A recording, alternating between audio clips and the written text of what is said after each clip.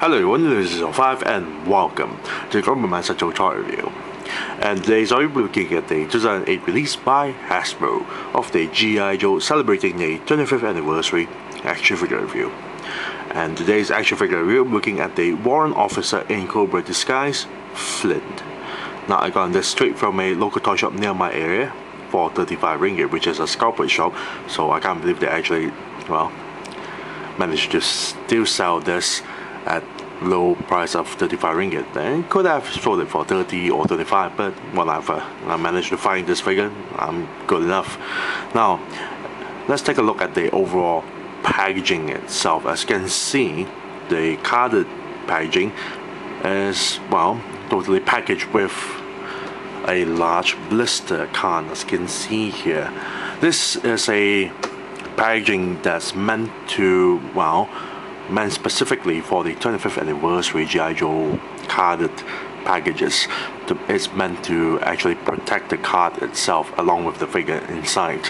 So as you can see, that the whole entire thing is made of a clear translucent plastic, and on top of the packaging itself there are two logos. I'm not too sure if you can actually see it. There's a star logo here and a Cobra logo on this section here, and also there's also a G.I. Joe logo as well on the back. Very nice.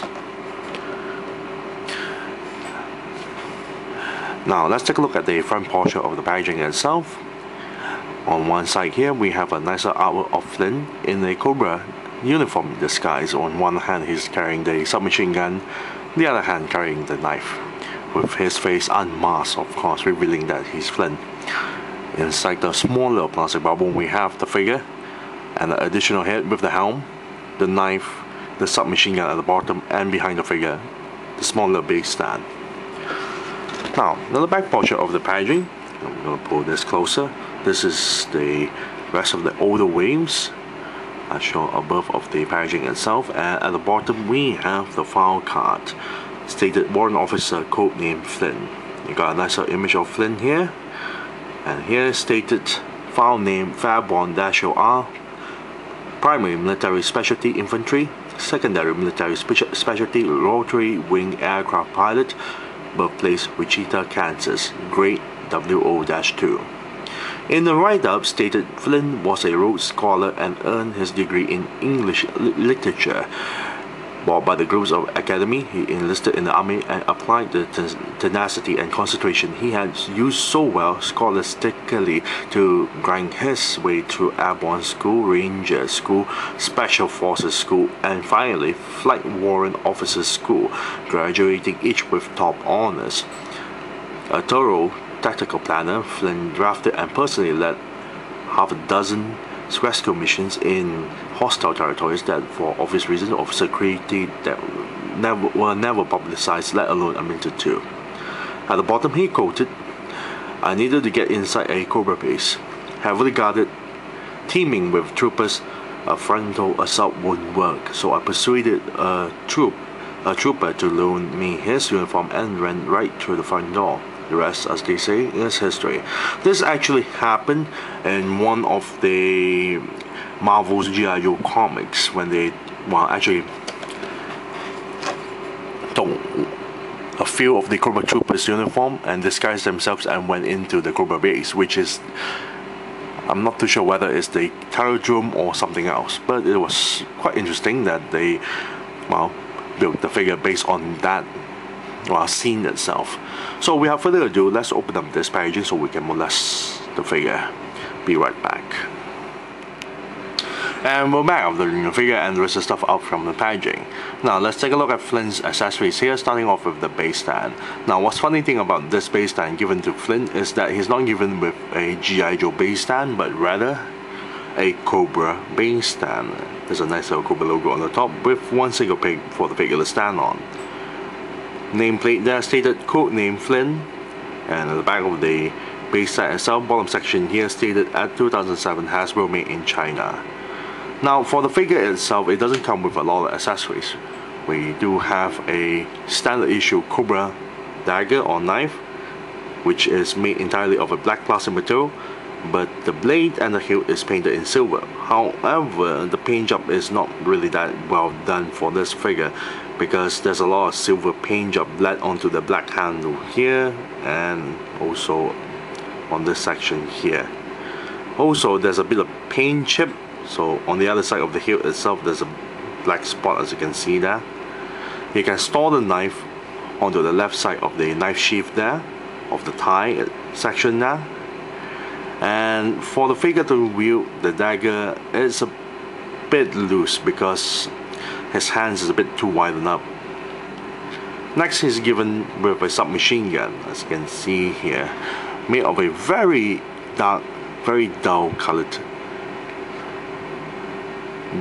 grey plastic material of the submachine gun itself, with no paint job at all. The mold is very nice. You got the handle, the trigger guard, magazine, barrel, scope, very nicely done with the details there. The mold is of course nothing new, and for the figure to wield the submachine gun is also a little bit of a chore, because his hands again is a bit too widened up. Then he's given with the standard issue Cobra web gear, made entirely of a black plastic material, but there's a bit of paint job onto the web gear itself. As you can see, some of the portion of the straps are painted in really light grey paint job, but not really well done, because this section there's a bit of bleeding there. Buckle is painted in silver. There's the button here to connect to this section here, and for the figure to wear is very simple. A couple of the buttons are painted in silver as well. A couple of the straps are painted in light grey, and also some of the buckles are painted in silver. Then we have a Cobra helmet, as you can see here, made entirely of a black plastic material, painted in dark blue. Then we have a head, additional alternative head. Now this entire head mold here is nothing new. It's the same head mold from the Cobra Trooper, except the paint job for the eyebrows itself look kinda weird. It doesn't look very menacing at all, and when you place the helmet onto the head itself, like so, looks like a very sympathetic Cobra Trooper. So the entire head here is actually made of a dark blue plastic material color. The entire head is actually painted with colors. The flesh tone skin is painted, the face mask, the hair is painted in black, eyebrow is painted in black, so does the pupils as well. The eyes itself very nicely done.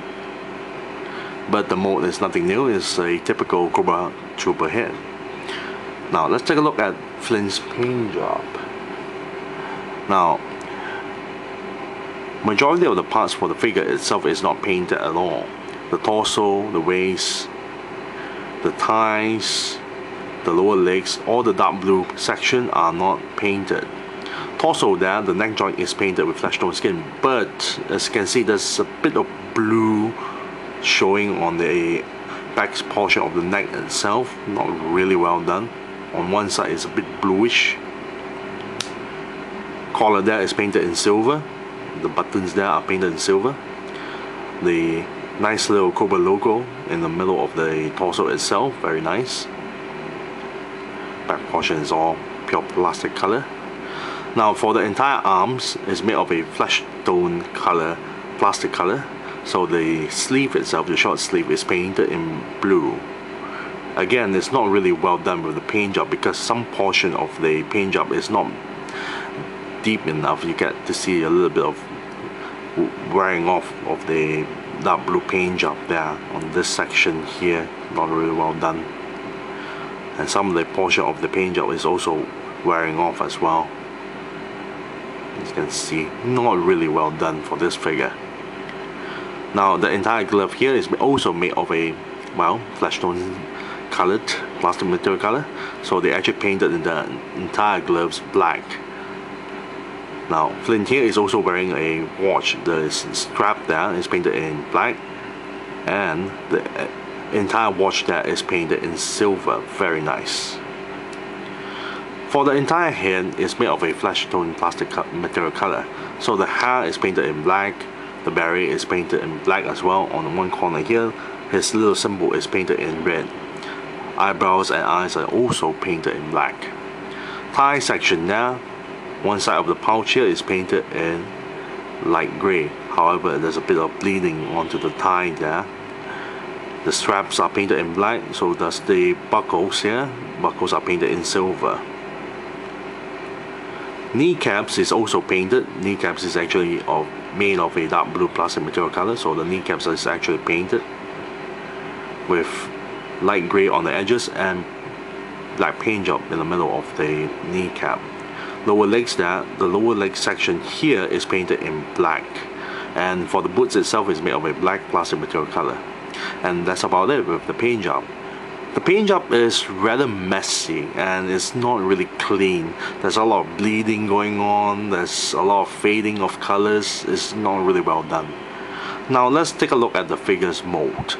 Now the head mold here is actually based on the 25th anniversary G.I. Joe Flint, the single colored Flint. And for the arms itself, is actually based on the version 12 Flint as well.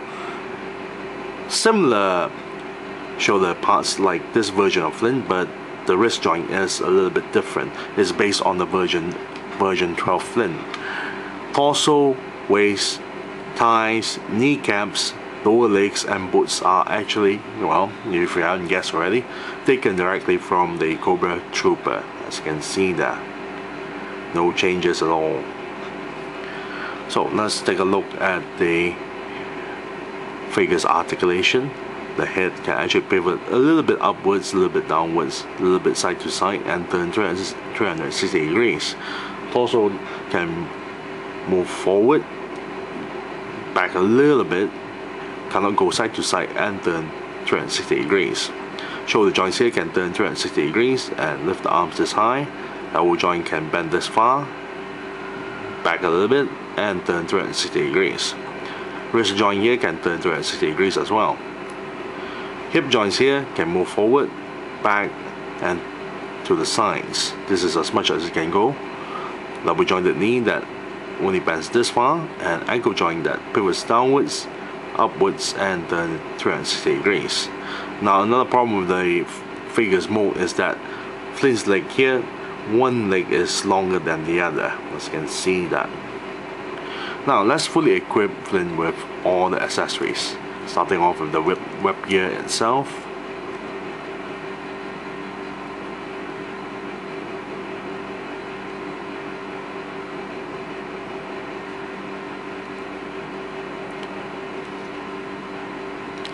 Place the knife onto the sheath, have him equip the submachine gun.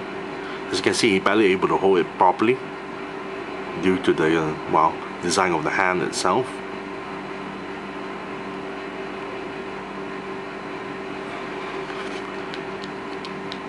Place him on the base stand, and there you have it. That's Flint in the Cobra Disguise. Or, if you prefer, we can always remove the head and treat this guy as a Cobra Trooper. There you have it. A good way for troop building, instead of using Flint's head, we have an additional different version of a Cobra Trooper if you compare to this version. So if I want to give a rating on this, the paint job is rather sloppy. I really don't like the amount of bleeding going on for the figure itself. The paint job is not really well done. There's quite a number of parts that's actually, the paint actually faded off or chipped off. Really poor job on the paint job there. But for the figure's mold, there's nothing that impressive, but it's a good way for troop building. So if I'm going to give a rating on this, I'll say I'll give it a nice 5 out of 10. Yes, 5 out of 10 for Flint, the warrant officer in Cobra Disguise. So I thank you all for watching. This is Lucy05 and I'm signing off.